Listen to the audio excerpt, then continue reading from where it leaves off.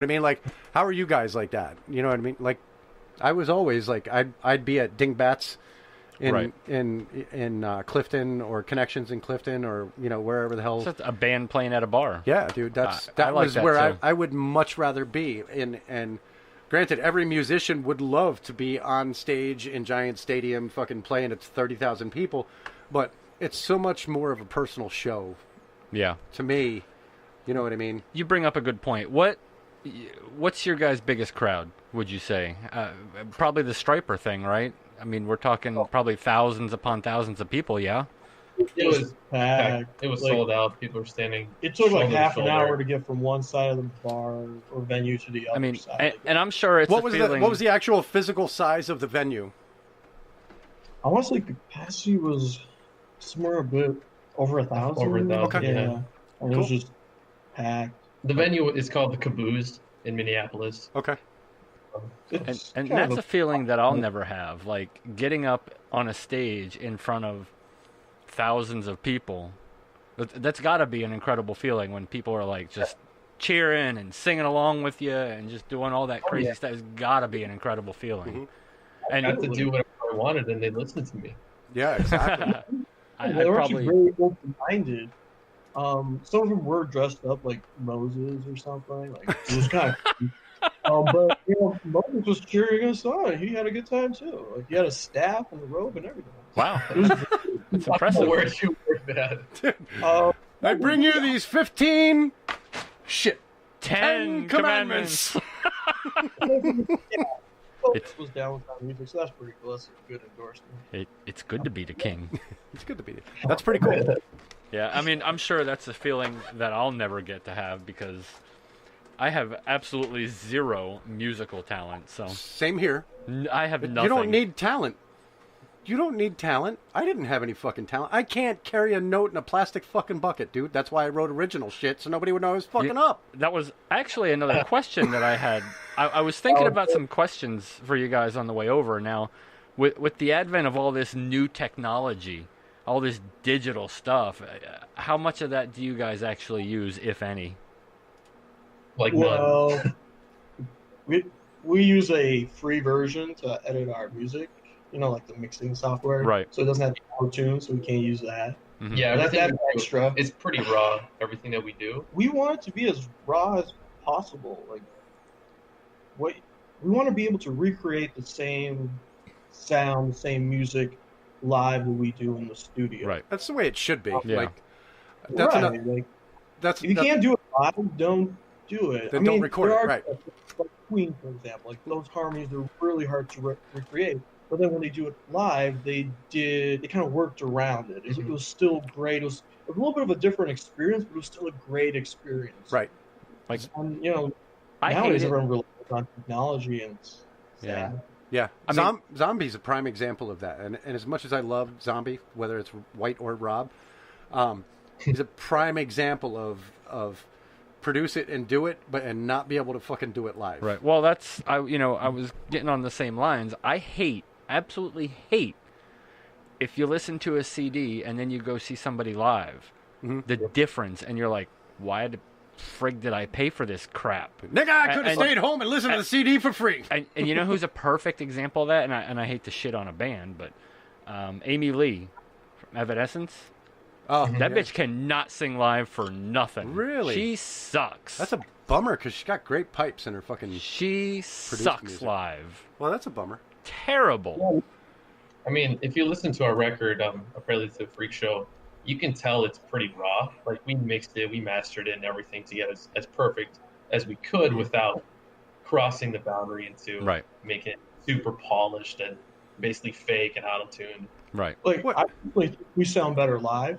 I would rather listen to us to the live recordings, except the live recordings are always like really fuzzy. Yeah. Yeah. With shitty equipment, but it has a better feel to it. Right. Not to say this record's not great. The record is great. But live is a new experience. It's just a different experience. It's more in your face and raw. Yeah, absolutely. I recorded guitars with I believe it was an SM57. Just put it up to my amp and recorded that straight up. Yeah. That's pretty cool. Now, so you guys actually recorded at home, like not in a studio? We have an at-home studio that we put together. So we got all the mic, the software. The only songs that I was able actually to see are the ones that are on your Facebook page. Is there somewhere that we can go, or our listeners can go, to actually listen to a whole CD? Who uses CDs now? CDs you can listen to the album anywhere. So the album's on Apple Music, Spotify, cool. Amazon, iTunes. Go to our website, YouTube, which that's volor.com/music. Cool. Our EP is readily accessible. You should be able to find it. Cool. And I think even on our Facebook page, if you scroll down on the left side, there's like a music button, and it just plays the entire CD from CD Baby. That's pretty cool. That's pretty cool. I actually have the songs that you guys sent me an email pulled up. That's what I was playing before. But like going back to what you were saying, like that feeling that you'll probably never have. Mm-hmm. I have to say, speaking from experience, it is the coolest fucking thing. Like I say it all the time. The two things that I miss doing the most is singing and soldiering. Like those are the two things. Like, and it's a different time in my life. You know, it's a time that's gone. It's a time that I could never fucking hang with and do again. But well, you can't soldier anymore. I can't do what I used to do in bands either. I don't have the time. I have a family. I have a home. I have bills. You know what I mean? Like, I can't do that at this point. And even if I could do all of that, I cannot physically do what I used to do on stage, dude. Like, I would fucking have a stroke. Give it another month on CBD oil. You'll probably be okay. I would G.G. Allen right on stage. Like, I just fucking... There's no way I would survive getting through like a couple of my songs. I'd probably give myself a fucking aneurysm. Stroke out in the middle of a show. They'd be like, holy shit, Rail just turned into Rocky Balboa.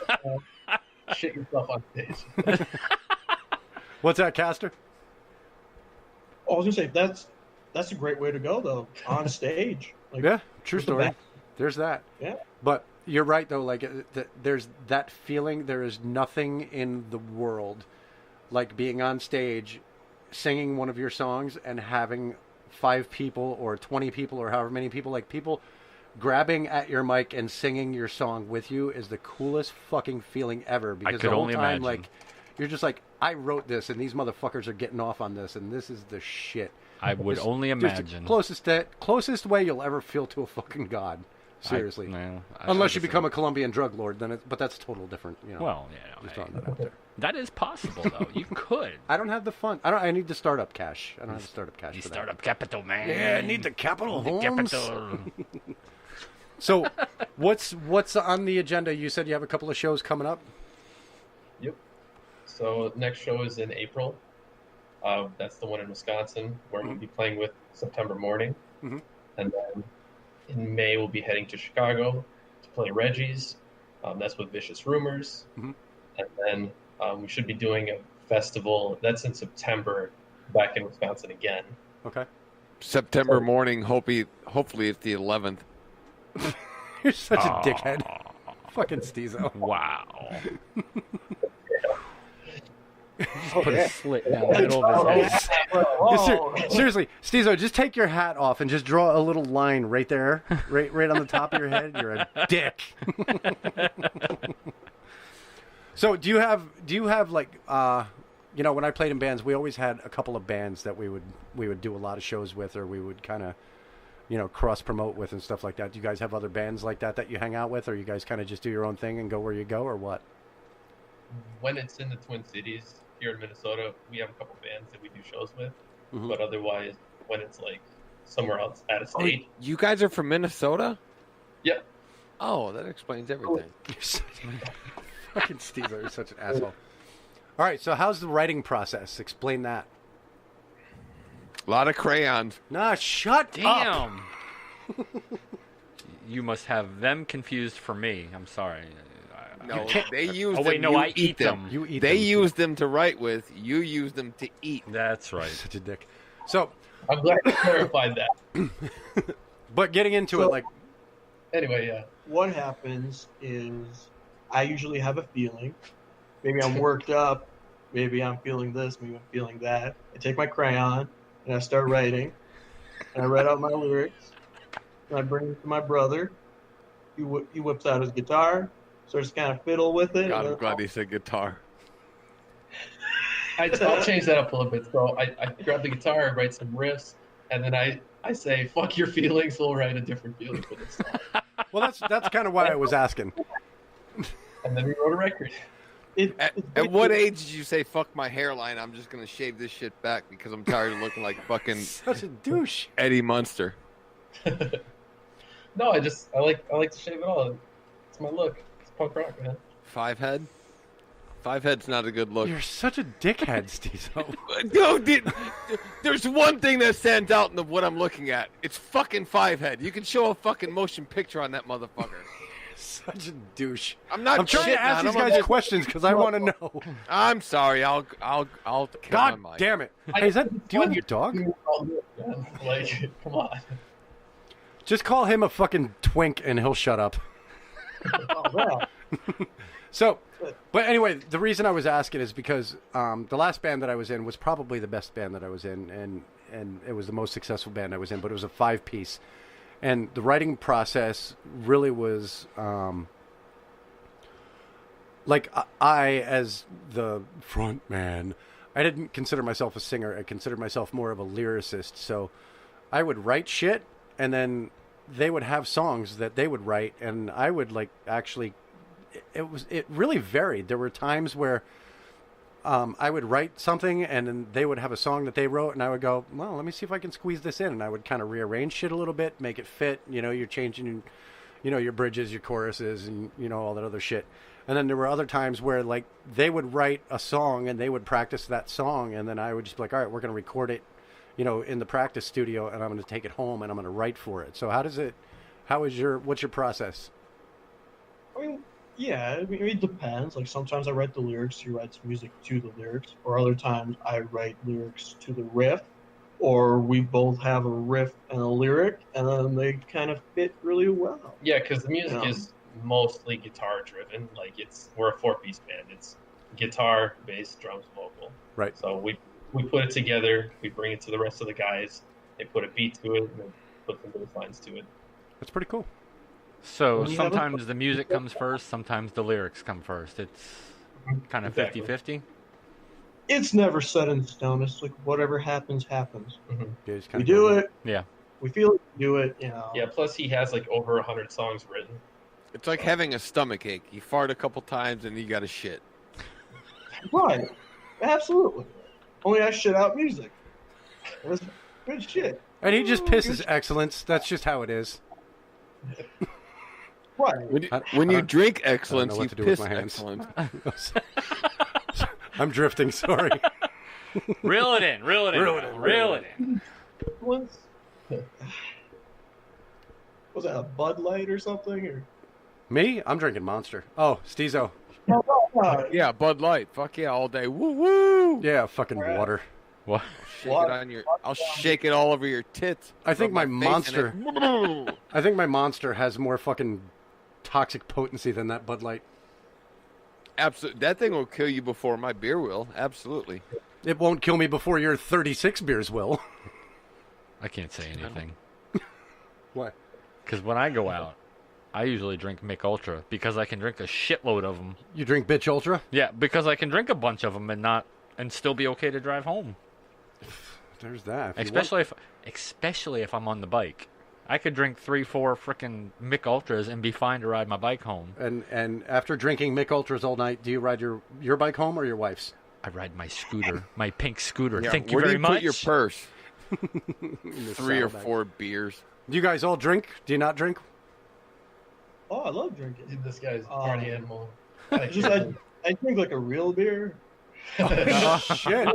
I drink a beer. But I like mixed drinks. I like rum and coke. Shots. 4 Horsemen was my favorite. Yeah.